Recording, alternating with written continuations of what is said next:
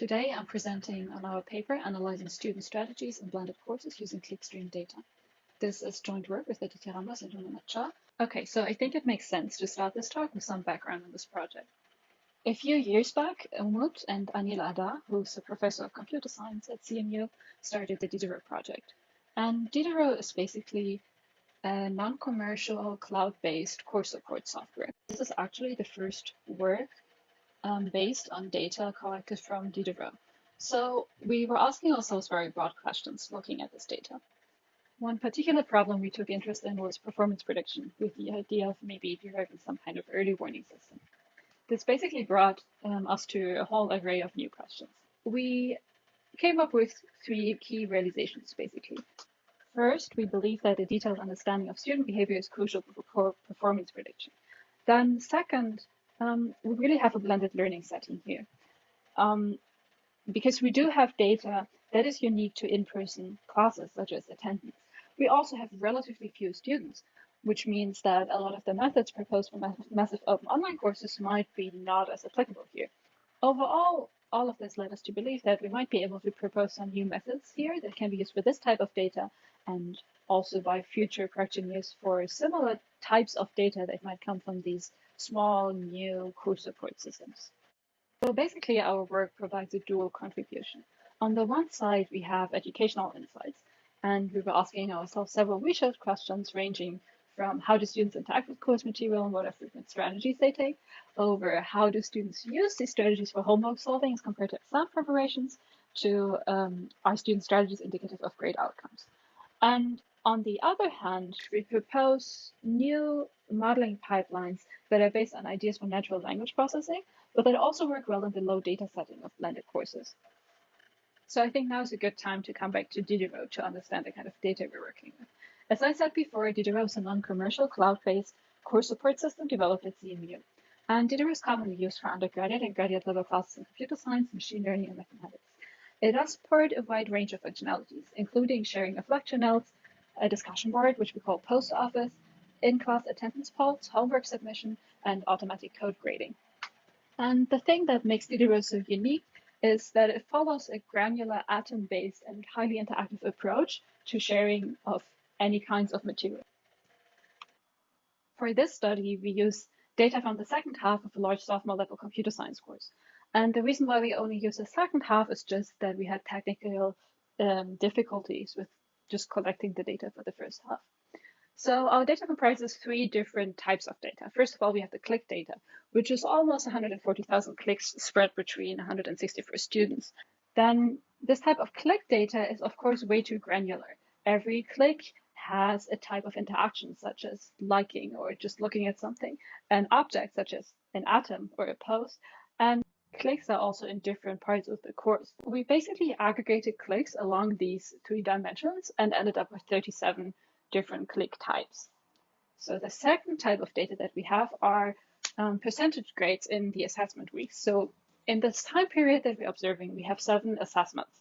In the figure on the right, we can see how these deadlines are spread out.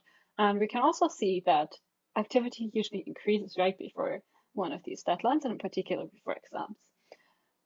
One thing that we have to keep in mind when working with these grade outcomes is that grades actually are significantly different in between homeworks and exams. Then the first type of data we have is attendance in lectures and recitations, and that is based on Diderot polls. So next we'll talk about the pre-processing for the click data, and we decided to go with the sequence-based approach here. So we actually look at the clicks within order, which leaves us with one sequence of ordered clicks per student. And we obviously want to split this up into smaller entities somehow. So we want sessions, like sequences that actually resemble something like a study session. And we do this with a multi-step procedure, which I think is very common. And our first step is to split at the assessment week deadlines, that is at a homework deadline or an exam. Then in the second step, we split at the load course action. And third, we split at a data-driven timeout threshold. And if we look at the distribution of the time between clicks as depicted in this figure here, we actually see that it heavily depends on the type of the latest click. So the orange and blue line here is the kernel density estimate for the latest click being viewing of lecture notes or viewing homework material or library documentation. And we assume what's happening here is that students pull up the lecture notes or the homeworks and then they kind of scroll through it and read, or they try out the homework or something and they don't do any clicks for a while. Whereas when we look at other types of clicks, as in the other two curves here, the turnout is actually much higher. So if the latest action from a student is to pull up the post office or to look at a post, then the next click is usually made within like 1 minute or so.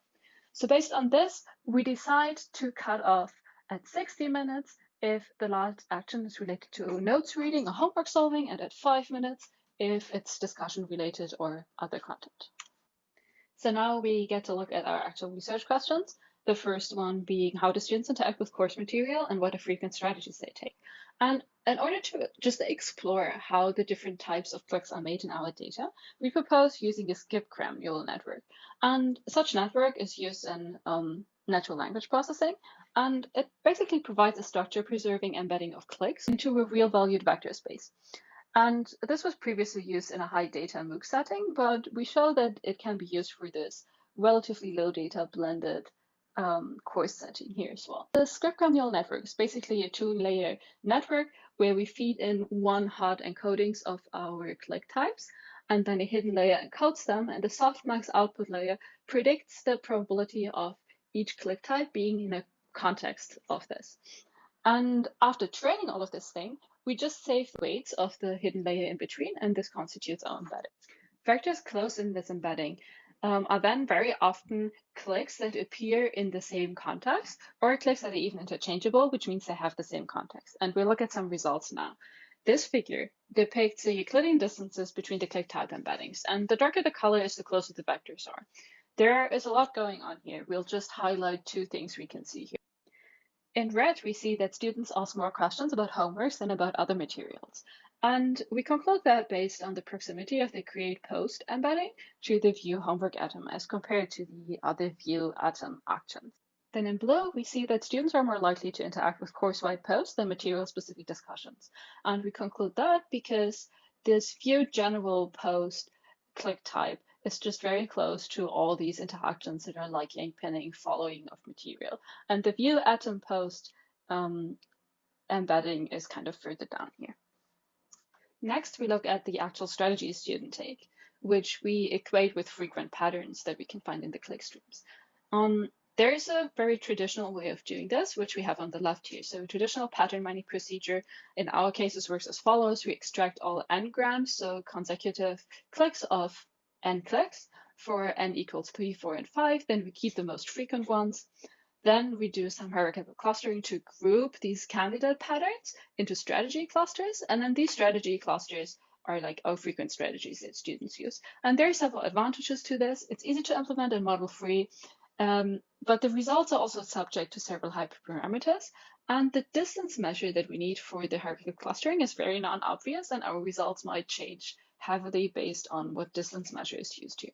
So we actually propose using another NLP method here, which is latent Dirichlet allocation. LDA is a Bayesian topic model that usually automatically extracts topics from written documents. In our case, we see our session click streams as sentences and our click types as words. Since this is a Bayesian model, it comes with a set of assumptions. In this case, the main assumption is that each click stream is a mixture of patterns, and each pattern is a mixture of click types. And we'll just go ahead and compare some results.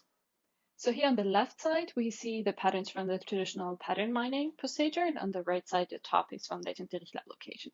And the associated click types are given, and in parentheses, we give how much the particular click type contributes to the whole pattern. So in the traditional pattern mining, that's just a percentage, and then latent Dirichlet allocation, that's the actual weight, because remember, it's a mixture of click types. So the first couple of topics here that are extracted on both sides are very passive. They're just made of looking at things, but they're exactly the same on both sides. And in the second block with a similar interpretation, the strategies get a bit more hands-on. So there's like catching up on news, active homework engagement, in-depth review of lecture notes, looking at the library documentation. And There are small differences here on the both of the sides, but it's basically the same interpretation. And then the last two patterns are on the left side going through a practice exam and looking at practice exams, and on the right side it's just one practice exam pattern that unifies those two, and there's an extra load course pattern. And the reason these are different here is just that the load course pattern mainly consists of very short clicks that only have one click where the course was loaded, and then nothing else happened. And these like one click patterns, 1 or 2 click patterns, they are not even taken into consideration with the traditional pattern mining because we have not extracted those n-grams. So what we're seeing here overall is that the patterns extracted by both methods are almost the same. So this really speaks for the validity of the latent Dirichlet allocation approach here. Now that we have extracted our student strategies, we look whether students use them differently for homework solving as compared to exam preparation. And first thing we have to do is we have to count how often patterns occur in like a given student's clickstream. And we do this by like a fuzzy matching procedure. So we take one representative example from the n-gram patterns for each cluster, and then we just compare against each n-gram extracted from each session clickstream. And if it's a match up to some edit distance, then we count it as like one occurrence of that pattern. Then next, we run a random forest classifier to predict the assessment type. And the result is pretty good. We improve random performance. This p-value here is based on a permutation test, and we have an accuracy of 93%, roughly, both on the training and test set. Looking at the feature importance, we see that the most important features for this classification are actually how often students looked at the lecture notes or had this pattern looking at lecture notes, and how often they in-depth reviewed lecture notes, how often they looked at practice exams, and the active homework engagement pattern. And on the partial dependence plots here, we can see which direction this feature importance goes. So looking at lecture notes increases the predictive probability that the week is classified as an exam week. And the same is true for in-depth review of lecture notes and for looking at practice exams, which intuitively all makes sense. And it's the other way around for active homework engagement. So now we look into whether student strategies are indicative of grade outcomes, and we train another random forest regressor, but we restrict this regression to homework grades. And the reason why we're doing that is because we want to make use of the attendance information. And we only have 2 exams in this data set, and one of the exams is a final exam that doesn't come with attendance information because there were no classes coming up to the final exam. And also the grade distributions are really different, as we saw. So we just decided to only go with the homework grades here.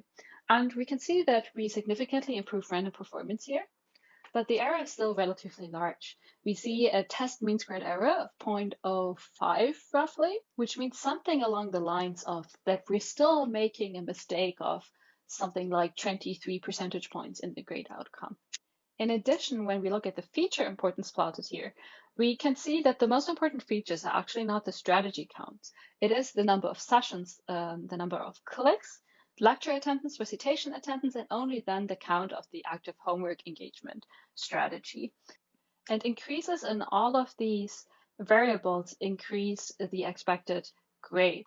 And in the partial dependence plots, we can see that the expected difference is actually quite large, particularly for the number of sessions and lecture attendance. Last, we draw some final conclusions. On the one side, our work provided some understanding of students' learning behavior that both confirms and adds to existing literature. So some things we found is an increased activity before deadlines, in particular for exams. We found that exam preparation comes with increased review of lecture notes compared to homework solving, that students ask more questions about homeworks than about other class materials. We found that interaction with discussions is most common for course-wide posts. We found that the number of study sessions, clicks, and the attendance in lecture and recitations are actually most predictive for grade outcomes and not the strategy counts. However, the strategy count for active homework engagement is actually predictive for grade outcomes. Overall, on this educational side, more research is needed, as again, we only use half a course worth of data here, and in the future, we plan on replicating something similar with more data. On the methodological side, we really find evidence that hybrid NLP methods can be used to explore context of actions, or also find frequent strategies, even in this relatively low data setting of blended courses. And we think that this can be potentially useful to other researchers and practitioners who find themselves maybe analyzing activity log data from a blended course, or at early stages of developing an early warning system or something like this. So if there's one key takeaway from this talk, I would like it to be that hybrid NLP methods are a good thing to explore if you look at this kind of data. So thank you for coming to my talk or watching this video, and I'm happy to answer any questions now.